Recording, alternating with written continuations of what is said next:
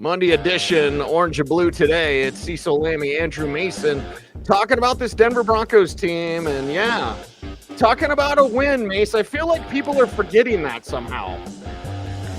I mean, I think Sean Payton said it best this morning. I mean,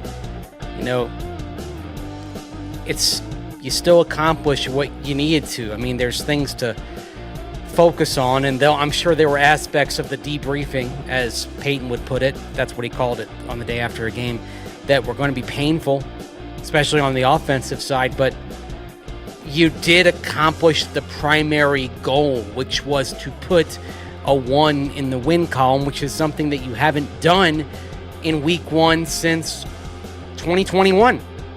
So better to have these things happen, these issues that come up that need fixing, these glitches that need to be attended to. Better to have it in a win than a loss, bottom line. So, I mean, you can be frustrated with certain things, but let's not be miserable when you won the freaking game, for crying out loud here. I mean, right. I feel like, just as success is a choice, as some would say, misery is a choice as well. Oh, for sure. There's no doubt about that. And we're going to choose to be hopefully as precise as we can be in breaking down this game and understanding that a fast start didn't mean the offense was going to score 45. We told you on Friday, we told you the whole week leading up to the game, the offense is going to take some time. And the offense is going to take some time. I think the most surprising thing for me, Mace, is the fact that Bo Nix was so turnover prone. We're not used to that from him, but that's what happened against Tennessee. Well, this is the third time in his last 7 games that he's had 2 interceptions in a game. So he went through a 10-game stretch from week 3 through week 12 of last year where he only had 2 interceptions total. And then since then, in 7 games, he's had at least 2 interceptions in 3 of those 7 games. So you say we're not used to it, but we are seeing it more often than you'd like. So I don't know if we're not used to it. You're starting to get a little bit used to it, and that's a little bit of a concern. Yeah, it's a bit of a concern, but one thing that they'll work out, and hopefully someday soon, even though he won't quote the movie, Sean Payton will say, we fixed the glitch. Fast start, they got 1-0. Offense is a work in progress. I am very encouraged, though. We're going to get to the defense. Plenty of defensive talk on this show. But Mace, they ran the ball. I'm getting chills as I'm telling you right now. They ran the ball. I didn't think they ran it enough, especially early, but they ran the ball. This looked so good when they actually did it. They ran the ball well late. I mean, I know there's consternation about how it looked early, but how it looked at the end is how it's supposed to look. I mean, let's take R.J. Harvey's run, for instance, the 50-yard run that was the longest run for a Bronco since 2022 at Carolina, and look at all that goes together on it. Ben Powers, pulling to the right and taking care of Jeffrey Simmons, and you've got McGlinchey there on the right side, and then you've got Wattenberg and Bowles on the left, and you got Miners out in front, and Troutman and Sutton with him, and so that creates a space for the cutback. I mean, it's letter perfect all around. A brilliantly executed play. RJ makes the one-man miss. I mean, this is how the whole thing, this is how you want it to look. And then you have a similarly well-executed play on Dobbins' touchdown as well. I mean, but what you're hoping is that you get to the fourth quarter, and you're saying, okay, you've worn down an opponent a little bit. You're exerting your will. You'd like it to happen earlier. Of course, that's the whole thing of, okay, you might say they didn't have the opportunities. I know Mike McGlinchey, made the point after the game that you've got to earn that right, and he said, okay, we were turning the ball over, we didn't earn the right, but they had some opportunities to get the run going, and they didn't take advantage of them. So I think they had some windows that they didn't use. They were also dealing with some stacked boxes as well. And so if you're going to have some stacked boxes, you do want to kind of throw around that. And they did, they had some chances against pressure to dice that up. I mean, I think, for example, when Tyler Bidet dropped the pass in the right flat, like that's That's the kind of thing that could have opened a lot of things up if you execute that play. To get the run game going, it takes a lot going on, including getting the passing game going to kind of pull guys out of the box. And so it's that element didn't happen. The defense plays well to allow you to continue to try to establish the run so you don't have to go pass heavy, so you keep the game close. So the defense did its job, but you didn't get the support of the passing game to force the Titans to pull guys out of the box as well, so that you eventually still figured it out. It's to the credit of the Broncos, but it was more like getting the Titans exhausted and being able to win those matchups because fatigue kicked in a little bit. Yeah, and that's the way you'll want going forward. It ties into the Broncos defense, is if you can wear them down, and then RJ Harvey comes in with that sweet speed. As we keep our eyes on these rookie backs in this rookie class, there's two of them that really stood out on Sunday. It was RJ Harvey and Bill. Good old Bill. Our guy, Bill. Ja'Cory Krosky Merritt, Bill. Yeah. Of course. It's good to see RJ. Are you trying to say? I'm not going to say it. No. We're not going to beat that one into the ground. But it's like, okay, it's good that RJ showed up because again, I'm watching Ashton Genty close. I'm watching Omarion Hampton close. Watching Travion Henderson close. Like, there's no any sort of buyer's remorse. And again, it's week 1, but it's great to see RJ showcase that. And Mace, I loved it because he was inside. And then he was outside, and he turns on that speed for 50 yards. Yeah. It was wild that they haven't had a run that long in the Sean Payton era. Yeah, craziness. They actually had to go back to Latavius Murray for a run. The last 100-yard rusher as well. Yeah, I mean. It's been a minute. It's not been a good couple of years on the ground. Running the ball, right. Yeah. And we got signs that maybe that will be the case there as well, and that'll help settle down Bo. I thought mechanically, and let me know what you think, mechanically, Bo threw off platform when he needed to, and maybe that one to Kroll where he said, stop after the play that Kroll continued. He was a little bit off mechanically there. He was kind of rushed the throw. If Kroll had stopped in that soft spot, then it would have been a completion. But Kroll continued, and that's where it drew Bo's ire. But I thought mechanically Bo was where he needed to be. You mean at the end of the first half there? Yeah, where he was yelling at Lucas. Yeah, like that was everything about that was off because that was where like Bo, like he was kind of flat-footed there when he was making that throw. Like the thing, if you're concerned about anything there is that sometimes the footwork was off when it didn't have to be. Sometimes you're throwing off platform, but you're moving, you're under duress. That's fine. When you get concerned is when you're throwing off balance when you don't need to. And there were some times when he didn't need to be throwing off balance when he could have been set and he wasn't as set as you'd like him to. That's something that you want to work on because accuracy starts with your feet. Always does. Like if you've got good footwork, it's going to give you a better chance to be on the money with the ball. And that, like the other thing I thought that was interesting as well is a couple of times just putting, when you wanted a little more touch with the ball, kind of winging it in like fastball when you wanted something a little bit softer in there a couple of times. That was a little kind of interesting as well. So, but it's one game. I mean, we were talking about this before the show. People on the text line on the radio were really suggesting Stidham. Yeah, and there was some people in the chat last night on the post-game show, and I think I called him stupid. But I was like, don't say that. Don't say to put in Jarrett Stidham. I don't know if you're trying to be funny because, it's text, so you can't really tell. Are you trying to be funny? Although that's not funny. Let's just talk ball. And Bo's not going to have many of these sorts of games where he's turnover prone. Yeah. Not many, but like I said, it's 3 in the last 7. So it's a little bit of a concerning trend, and you're about to go against one of those teams against which he had multiple giveaways last year. That was Indianapolis last December. So on the positive side, Cecil, here's a chance to show progress, growth from a game that was one of his rougher games. This if you go by ESPN QBR, it was one of his 3 worst games, along with they gave him a bad QBR for the Raiders game at home last year. I think one of the reasons they downgraded him for that game was a lot of his best work came when the Broncos were pulling away. So did, a lot of his best plays maybe coming in more lower leverage situations.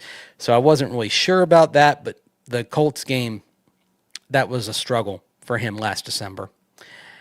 And so you could probably say the Colts game maybe all around was his worst game last year. That or the season opener in Seattle. But but that was week 1. You were sort of you were expecting that to be a rough moment. You got to mid-December coming off a bye. That was a disappointing game. Probably the Colts game last year was his most disappointing in terms of an individual performance. So, coming off that, and then coming off this game, here's a chance to show progress, growth, an ability to put a rough game, not only last week, but the rough game that he had last December against this same opponent with the same defense, put it behind him. So I'm viewing this as an opportunity here. And in this, what you want to see from a young quarterback, you want to see growth from struggles. Great chance to see if that happens here this coming Sunday. Yeah, and you see it quick because, 1, you have to. 2, the multiple formations, you're in the press box, you get to see a much better view than the TV view. But the multiple personnel packages, the multiple formations, I'm not down on the formations, but as far as personnel, I don't know if I needed to see as much substituting. I know our chat room is saying, like, Jaleel McLaughlin should have played, and maybe he would have done stuff with those bidet touches that bidet did not do. But for me, I kind of like, these are your guys, mess up the formation however you want. But there was a lot of substitution. Was it just me watching the TV copy? But there's usually a lot of substitution in a Sean Payton offense anyway. It's kind of part and parcel of what he does. Do you think Sean was a little off yesterday with the 4th down thing we'll get to eventually, but like, was Sean a bit off in his rhythm with this play calling, or was Tennessee maybe surprising with the game plan that they had put together for Bo? I think a little column A and a little column B. Okay. I think you'd have to say both. It's not a bad defense for Tennessee, especially up front. No, not at all. We talked about this. This is one of the better defensive lines that you're going to see all year. And it caused the problems that you were expecting it to cause for much of the day. I would say, though, definitely there wasn't a good rhythm, it seemed, at times. Especially like that first drive, it seemed like they had a nice flow. And then the delay of game coming off of a penalty. So you've got a dead ball situation and you have a delay of game. That seemed to just discombobulate things. It was like, and sometimes it can be a weird thing like that. Just one little thing. A dead ball, delay of game, and then all of a sudden you've got 1st and 15, and then everything just seems to devolve from there. It was like all of a sudden the gears just kind of stopped meshing at that point for a good while. I mean, if not for a colossal screw up by Brian Callahan, did he go to the Nathaniel Hackett School of Game Management? I mean, my goodness. If not for that, the Broncos don't have a touchdown at the end of the first half. By the way, the question I was going to ask today was before, but they cut it off, even though there were questions. There were those of us with our hand raised with questions, and they said on the conference call, that's all the questions we have. I'm like, no, there weren't. There were 4 others. The question I was going to ask was about the kickoff. I wanted to ask, what was kind of the thought there in terms of not kicking it out of the end zone. There were 16 seconds left, so I do wonder if the thinking was, okay, 16 seconds, you give them the ball at the 35, that's a couple of 10-yard passes, and it's about a 62-yard field goal at altitude. So I wonder if that's what they were looking to avoid, thinking, okay, if we kick it in the target area here down at the 5-yard line, that, all right, if it comes out to the 30 or even the 35, you get 6 to 8 seconds elapsed. That's a better situation than just the touchback to the 35. And so they're taking a chance on being able to cover it, and then they just failed to cover it. So I know, there's a lot of questions about why didn't you just kick it out of the end zone, but I think they just took a calculated risk of saying, we're going to bet on our guys being able to cover this. And so even if it goes to the 35-yard line, we would take that with another 6, 7 seconds elapsed rather than touchback 35-yard line with 16 seconds left.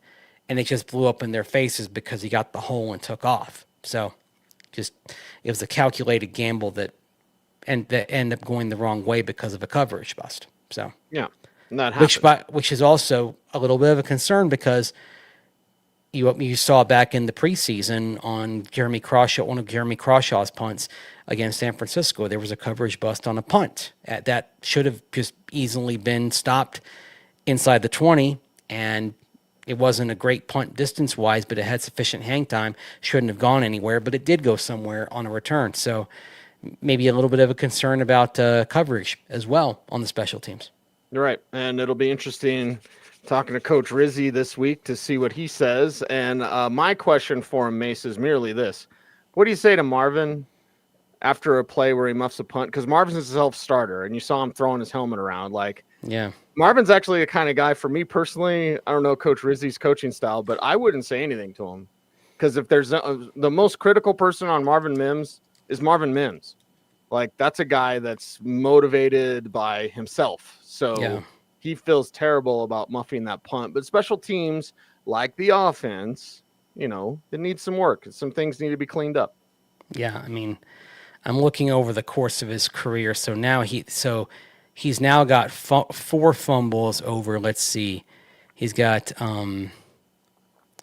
he's got 60, he's got 86 total touches on offense for his career, and then returns he's got 49 punt returns and 25 kickoff returns. And then you have to add in, I'll find the number of fair catches on that. So, I mean, he had 2 fumbles as a rookie, 1 last year and then 1 already this year. I mean, it's not something where you're like, oh my gosh, he's got a fumbling problem here, but he'll get past that. I'm not too worried about Marvin Mims Jr. and what's going to happen to him. I mean, he had some nice returns yesterday as well. I mean, there were moments where, it's the same old Marvin Mims Jr. and he's gonna have some dynamic moments, but that was nearly costly. But then the defense ceased after that. And let's get to the positive side because we barely talked about the D. But after the Mims muff had the type of moment the 2015 D had. Remember the Cleveland game in 2015 when you have the interception in overtime and the Browns are in field goal range. All they have to do is just not go backwards, and then they kick the field goal and win the game. And then it's sack, backwards, punt.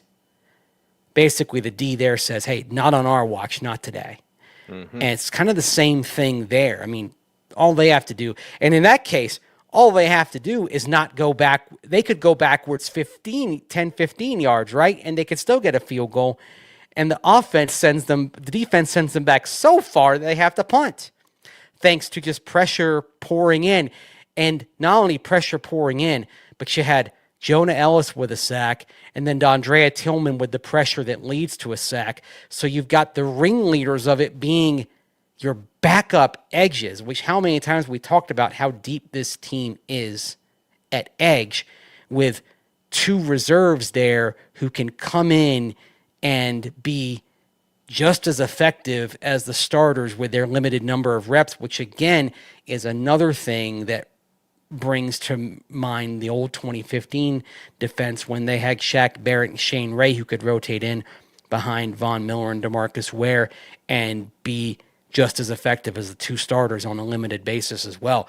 And so I'm not saying this is a 2015 defense, but I am saying that they have that same sort of attitude about them. Right. We got this. That is a key thing here, that they have the same kind of dog in them to say, we're not letting this happen. It doesn't matter. Like, okay, they're at the cusp of the red zone here. Whatever. That doesn't mean we're gonna be okay if they get a field goal. We're still taking it on ourselves to try to knock them backwards. Like that's the sort of attitude that's a special kind of attitude.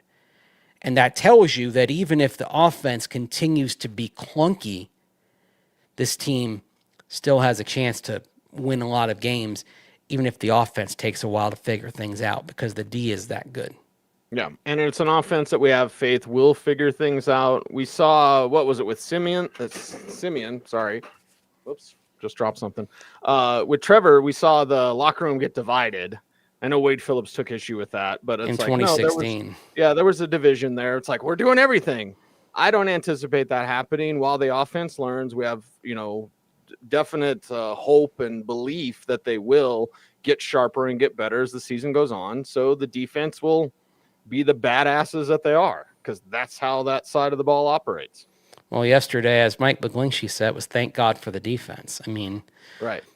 Your McGlinchey clip did go a little mini viral, like locally. Like we played it a couple times on the show, so I know a morning show did. Yeah, I mean, it stands to reason. I mean, I think he kind of said it perfectly. I think that, with Mike, you're going to get some honesty. Like, I think the offense knows they got bailed out yesterday. And I think it's good that they realized that they know that that's not going to be good enough. Now, what do you do to kind of fix that? What do you do to get better? What do you do to make this passing game not only more dynamic but less mistake prone? It's interesting to see kind of some of the data that's coming in. Like, for example, in terms of pressures allowed, according to Pro Football Focus's data, they didn't put any of the sacks on the offensive line. The offensive line pass blocking, they attributed 3 hurries and 3 hits to the offensive line, but none of the sacks. So they put the sacks on Bo. Mm-hmm. And in terms of pass blocking efficiency, with 6 total pressures, 3 hits, 3 hurries, put them second in the league this week behind only the Arizona Cardinals. The little food for thought there for that, right, coming from that. And what Sean always make of that as you will. Quarterback stat. Yes, make of that what you will. I mean, and I put this out there on social media. When I first started covering the sport a long time ago, I heard some form of this a few times, and it's always stuck with me. At least that the thing you have to understand when you're covering this sport is that at least half the sacks are on the quarterback.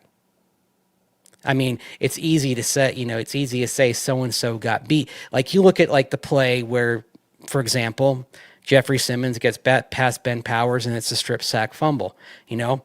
It's a bit of a rough rep for Powers, no doubt, but it takes time for Simmons to get past Powers. And then, as Bo says, like, Bo doesn't have the ball with 2 hands, and Bo kind of drifts around and spins into that, right? So that sack, like, that's a collaborative sack. Part of that is on Bo right there. Like, that's not simply on the blocker. Bo takes at least some responsibility for that happening, and he owned up to it at the press conference after the game, to his credit. Well, we'll continue to watch how this offense is built. It is orange and blue today, and before we get further into our conversation, let's hear a word from our sponsor. Today's episode of Orange and Blue Today is presented by Ramos Law, the official injury law firm partner of the Denver Broncos. Ramos Law was founded by Dr. Joseph Ramos, an attorney and ER doctor, to provide exceptional care to those injured in accidents. With a unique understanding of both medicine and law, the Ramos Law team is built to fight for you every step of the way. Experience the Ramos Law difference. Contact them today at ramoslaw.com. Mace, we did have the chat room wondering about the latest for Evan Ingram. I think we're all kind of wondering that right now. Yeah, no update at this point. I mean, so calf issue. The only update we have is Dre Greenlaw, according to Sean Payton, expected back sooner rather than later, is the way he put it. And of course, I think instead of focus, I always say focus on what they do rather than what they say. What the Broncos did on Saturday was they did not put Dre Greenlaw on injured reserve. Only Malcolm Roach went to injured reserve. So that tells you that Dre Greenlaw, they're not looking at 4 weeks for him being out. So it was a good sign that they did not move him to IR. It's still, in terms of him getting back, it's still not being looked at least long term. We'll see what happens on Wednesday. If you see Dre Greenlaw back on the practice field Wednesday, that's probably a very good sign for him potentially returning on Sunday. Although I do wonder, with these next 2 games on turf, is that reason to take it easy and maybe aim for the Bengals game, for example? But we don't know anything yet on Evan Engram. But again, in terms of concern, it's valid about the players that the Broncos signed as a whole, because 4 free agents, all with recent or long-term injury concerns, and we are now 1 week into the season, and one has missed a game, and another one got injured in week 1. So if you have concerns, those concerns are valid and borne out by the reality of the situation. But on the other hand, J.K. Dobbins did have the touchdown, got going late, and Talanoa Hufanga was absolutely dominant. Hufanga he's a game changer for this D, I think. He's everywhere. Yeah. Guided missile out there. Got to put your head on a swivel with Hufanga out there on patrol. And that helps out because it's rush and cover. We know PS2 locked it down. Did you have the Riley Moss stats? Or I think Luca Evans from Denver Post tweeted out the Riley Moss stats. 8 targets and only allowed 3 catches for 21 yards. So they were trying to pick on Riley Moss, and it wasn't working. Well, let me see here. I've got him in front of him here. Hang on. Oh, please. 8 targets, 3 catches, 21. Passer rating 45.8 when targeted. So considering he's targeted 8 times, that's pretty good. Yeah. Yes, Surtain targeted once. Jaquan McMillan targeted 3 times, 2 receptions for 9 yards. Not bad. So just look at those two cornerbacks. Jahdae Barron targeted twice, no receptions at his expense. So against Broncos cornerbacks, 30 yards on 5 catches against the Broncos' top 4 corners. Damn. I mean, that's you know they're going to be good, but that's exceptional. Now, that being said, the Titans receiving core, not very good. Calvin Ridley is a little ways past his prime. Did you see when Ridley had that drop at the end, and they showed the shot of Cam Ward's, like, I think it was his family in the stands and how they reacted. His dad, I think. Yeah. His dad, God. Oh. Yeah. I think we can start projecting a wide receiver to the Titans with their first round pick next year. You might think that would be in the cards, and maybe they'll do it with a head coaching change as well. But either way, oh boy, I joked about this. If I owned the Titans, I think I might have fired Callahan on the tarmac for that exhibition at the end of the first half. I mean, like I said, the decision on the kickoff for Sean Payton it is defensible, because as I thought about it, I thought, okay, how much time goes off on a kickoff return, and then 16 seconds, 35-yard line. I can sort of see it. I'm not sure I necessarily agree with it, but I can see that there's some logic there. And with this new kick, with the new things on the kickoff at the 35-yard line for a touchback, you are operating in kind of a new territory here. So maybe you don't have a great deal of analytics there trying to figure things out. What happened on the Titans series preceding that in the last minute back inside their own 10-yard line was just absolutely inexcusable, and I'm not sure what Brian Callahan was thinking there.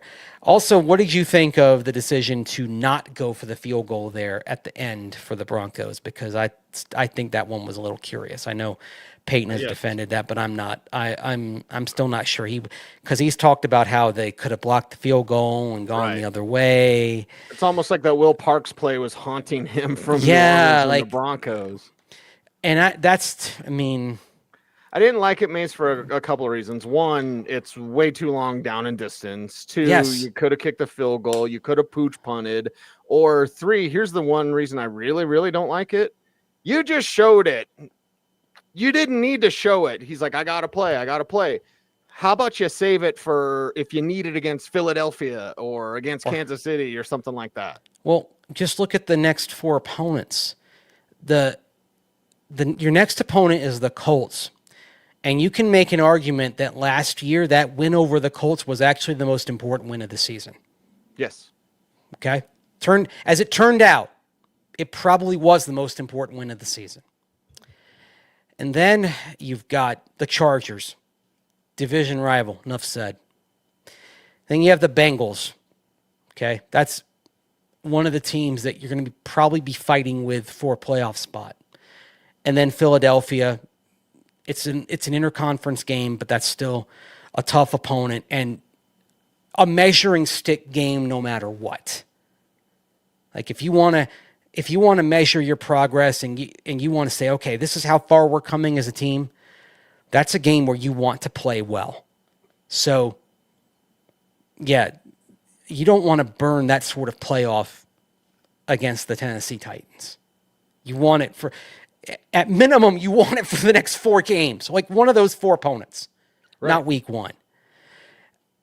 I would have to dive into the data to say how often is a field goal blocked, right? I mean, how often can't be that often, and especially like a scoop and score type thing. You and I've watched a lot of football. It's an exciting play when it happens, but it really doesn't happen a whole lot. And to throw that pass, to have the zero, and they bring the house, and Bo Nix has pressure, and he throws it up.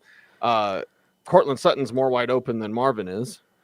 So, and even Bo mentioned that. Bo talked about that, and he's like, and I'll have to look back at Court. I'm sure he ran a good route, and he was open. Yeah, he was. He was really open. So it was just a little cute. I thought Sean Payton was getting a little cute in this contest, and that fourth down play kind of emphasized his cuteness factor. Oh my gosh, that's a good way of putting it. Yeah. Cuteness factor. Yeah, just don't get cute, man. Get that W. This is it's a hard-fought game. It's week one. I mean, look around the rest of the league, Mace. Look how weird week one was. Not Buffalo, Baltimore, okay? Buffalo, Baltimore kind of followed kind of what we thought about both elite-level teams.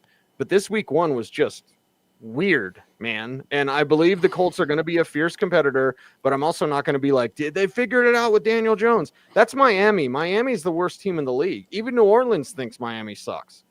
Like, that's tough. We appreciate Mike McDaniel as a ball boy for Mike Shanahan years ago, but like, he's not going to make it to Thanksgiving with the way that team's going. So week one is a weird week. You just kind of want to get through it.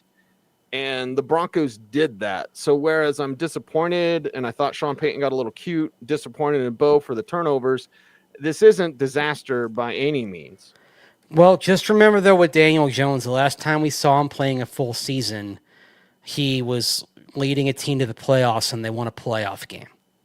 So, I mean, it's easy to take shots at Daniel Jones because admit it, yeah, he's a pretty mediocre quarterback in terms of performance. The Colts came within one game of the playoffs in 23 with Gardner Minshew. And they basically you can basically say they came within a Jonathan Taylor gaffe of the playoffs last year with Anthony Richardson playing a huge portion of the season last year. So if you can, the big thing is you need Daniel Jones to basically be the old, you remember No Mistake Jake for the Oh, yeah. Broncos 20 years ago? It's kind of what you need Daniel Jones to be. In 2022 for the Giants, 15 touchdowns, 5 interceptions. And they went 9-6-1, and they won a playoff game. That's kind of what the Colts are asking him to be. If he's that, they've got a shot. That can be a team that pushes to win the AFC South. And that's a team that can give you trouble next week, especially at home. Yep. So and don't underestimate the fact that they have looked at this game and said, the game in Denver, that's the reason we missed the playoffs, and that was literally in our hands, and we gave it away. That is how the Colts look at this. And the other thing, remember, there were a lot of rumblings that this game was going to be in Berlin. But teams, if they know they're going to have a game moved overseas, they can say, okay, we don't want this game moved. Like, usually it's for crowd reasons, gate reasons. Like, Jacksonville has said, for example, like, okay, we're playing the Packers, and the Packers, that's going to pack our house. So we don't want to lose the draw of the Packers or the draw of the Cowboys into Jacksonville, right? So they'll have another game get moved from Jacksonville to London. Well, there's a reason why Broncos Colts is over here and not in Berlin. It's because they understand the importance of this game in the playoff race. As last year, it ended up being a massively important game in the wild card race. That's why they wanted this game at Lucas Oil and not overseas. Yep. We got a different set of challenges for the Broncos this week. I am glad that Justin Sternad had an opportunity. Of course, Dre Greenlaw's an all-pro when he's healthy, but I thought Sternad played well in addition to Jonah Ellis. I mean, my God, Nick Bonito. Nick Bonito, amazing. The run stuffing, like the sacks, the pressures, Jonathan Cooper, Agent Zero. Like, wow, this defense amazing. And I thought Troy Franklin flashed, continued on what he showed us in training camp. And Courtland Sutton, I don't blame that first pick on Sutton for not breaking up the pass. Yeah. I know some people have said that, but I'm like, no, that pass was just off. And it wasn't one of those Sutton 50-50 and why didn't Sutton break it up? Like, no, man, the pass was off. It was a pick. Those picks were QB picks. Yeah. Yeah, those were Bo picks. The second one, he's holding on the ball forever. Yeah, those were both QB picks. Sorry to tell you, like, though, he'll learn from them. I mean, I actually, if the Broncos had lost that game, you might have gotten a response like you got last year after the Pittsburgh game. Yep, threw it to the other team. Like, but having won, he was a little bit more loquacious when he talked about his mistakes. But yeah, it was a rough game. But they won it. He can learn from it. But it was a rough game. To go back to the defense, by the way, 6 sacks by 6 different players. Sternad, Bonito, Ellis Cooper, Jaquan McMillan, Zach Allen, all getting a sack. And Tillman almost got there. Yeah, Tillman, like, if you see when Zach Allen gets the sack, like, Zach celebrating. But look at Tillman. He is so upset that he's like, and I thought to myself, dude, just because you didn't get it, you got to kind of turn around and celebrate your teammates. Like, he was angrier that he didn't get it than happy that his team got a sack. Like oh man, like he was right.